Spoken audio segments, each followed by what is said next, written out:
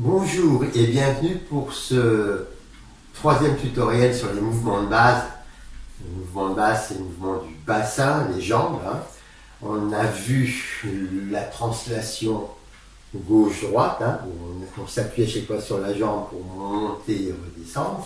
On a vu le piston au bas. Et là, on va voir le mouvement le plus compliqué, qui est la fente avant. C'est pas la fente avant qui est la plus compliquée, mais quand on revient en arrière, comme vous allez le voir. Donc ici, je prends fente avant. Donc fente avant, c'est vraiment quelque chose qu'on connaît dans beaucoup de sports, dans beaucoup de pratiques, un mouvement naturel. Toutefois, je peux veiller à ce que mon bassin, mes épaules et ma tête forment un bloc médian, qui soit perpendiculaire au sol. J'essaie de ne pas être penché en avant, de ne pas être penché en arrière, de ne pas être surveillé dans un sens ou surveillé dans l'autre. Voilà, en tout cas au niveau verticalité. Le point de repère le plus courant, c'est le genou au-dessus du gros orteil. Voilà. Mais si vous êtes capable d'être beaucoup plus souple et d'aller plus loin, il n'y a pas de souci. Ici, l'écartement, c'est pareil, ça dépend de votre souplesse. La jambe arrière est normalement tendue ou presque tendue. Voilà. Dernier élément, l'orientation des pieds. Le pied avant, évidemment, se dirige normalement vers l'avant. Et le pied arrière, vous avez plusieurs choix. Le choix que j'ai fait ici, moi, c'est que mon pied arrière est à 45 degrés. Mais il pourrait être à 90 degrés, perpendiculaire au pied avant, ou il pourrait être presque dans le sens de l'avant. Tout ça, c'est une fente avant.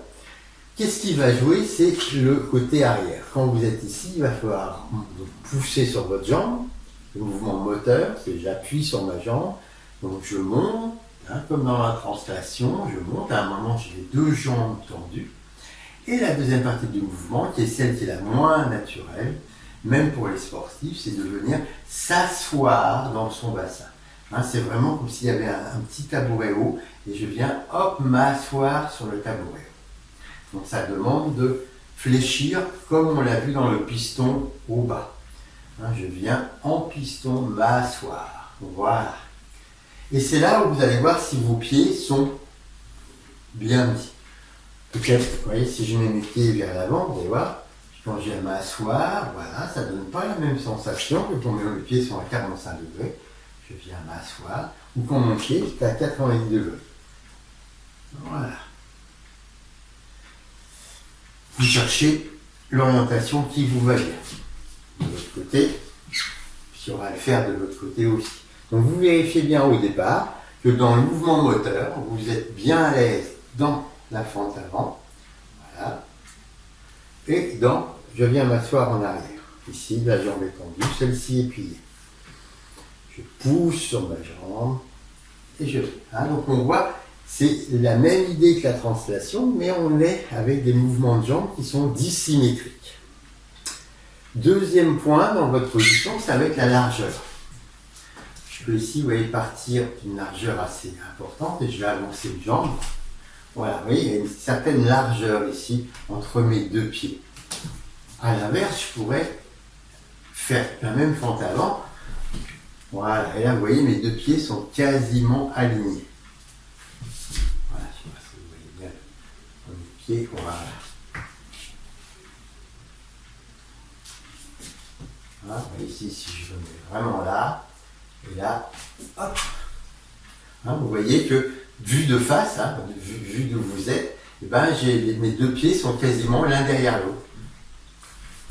À l'inverse, ici, voilà, vous voyez que mes deux pieds sont bien plus larges que mes hanches. Là aussi, pas de dogmatisme, pas de technique particulière. Vous prenez l'écartement qui vous va bien. Il y a des gens qui vont se sentir à l'aise avec un écartement très large, comme on propose dans certains arts martiaux. Et puis d'autres, au contraire, qui vont se trouver mieux avec un alignement, comme on peut avoir dans d'autres sports, plus serré. Donc deux possibilités, deux choses à essayer, et vous avez le droit d'essayer tous les jours une nouvelle position, la largeur et puis la position du pied arrière, plus ou moins orientée. Maintenant, si je pars, donc quand on est de face, on vient de faire le piston par exemple, je pars à 45 degrés, c'est plus facile. Je suis ici, et voilà, j'ouvre, Et voilà. Position. Je fais mes allers-retours. Je reviendrai. Et bien sûr, je le ferai aussi de l'autre côté. Voilà. On va tout simplement le faire maintenant une fois avec le timing. Si je pars de l'avant, top. 3, 4, 5, 6 et 7. Je suis tout en haut, les deux jambes sont tendues. Et je redescends tout doucement, tout doucement, tout doucement. Voilà. Top arrivée.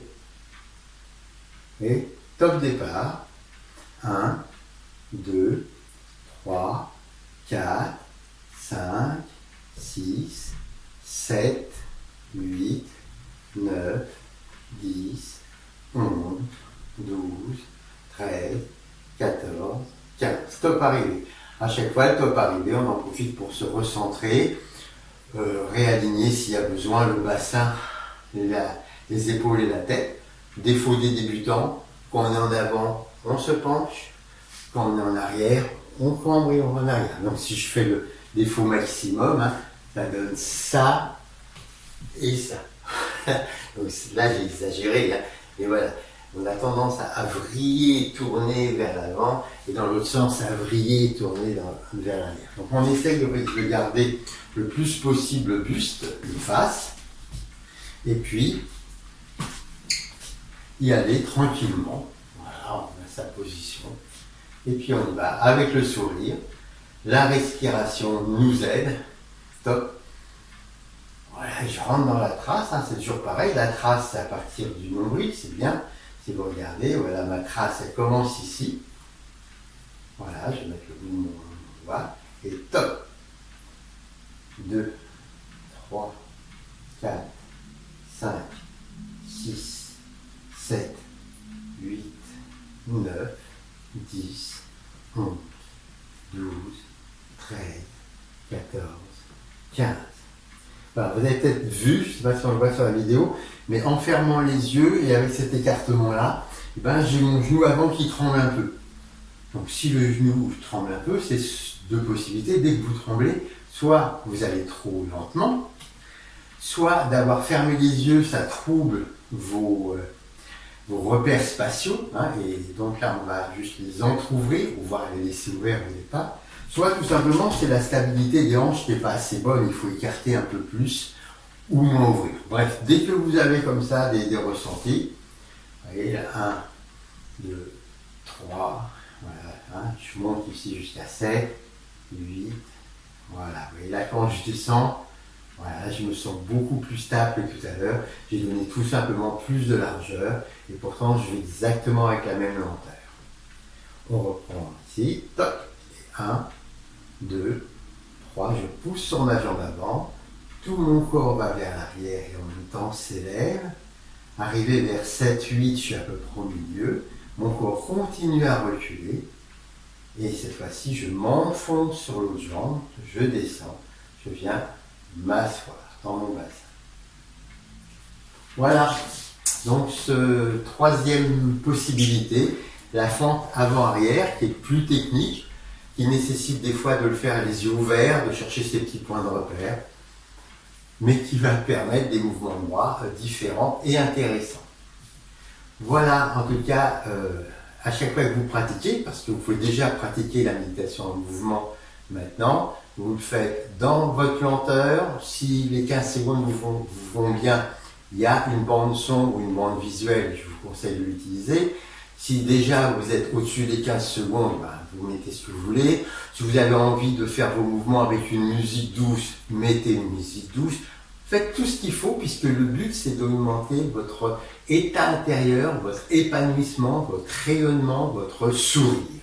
Voilà, c'est ça le but premier de la méditation, ce qui va vous donner un calme émotionnel, un calme mental, et au fur et à mesure de la pratique, dès que vous allez dépasser une dizaine de mouvements, 3-4 minutes, dès la 5e minute, vous allez sentir que de temps en temps, vous êtes dans un état autre, juste avec le mouvement du bassin. Après, on rajoutera les bras. Voilà, en tout cas, bonne pratique et merci de votre écoute. Au revoir.